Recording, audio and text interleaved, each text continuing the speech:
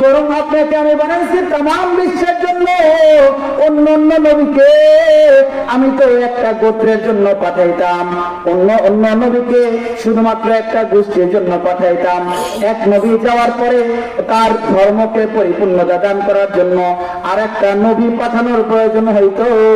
কিন্তু আপনাকে আমি এমন একজন নবী পাঠাইছি, এমন একজন নবী বানাইছি যে আপনি দুনিয়াতে যাওয়ার পরে আপনার কাজ পূর্ণতা দেওয়ার জন্য নতুন কোন নবীকে পাঠানোর প্রয়োজন নাই। আপনাকে সর্বশ্রেষ্ঠ পয়গম্বর হিসেবে পাঠাইছি এবং ইসলামকে আমি আপনার উপর পরিপূর্ণতা দান করেছি। অর্থাৎ আপনি হলেন পৃথিবীর সর্বশ্রেষ্ঠ পয়গম্বর। আপনার সাথে আমার সাক্ষাতের জন্য আপনার জুতা খোলার প্রয়োজন নাই। আপনি তো মূসার মতো না যে আপনাকে জুতা খুলে উঠতে বলবো। আপনি তো আমার হাবিব, আপনার জুতা খোলার প্রয়োজন নাই।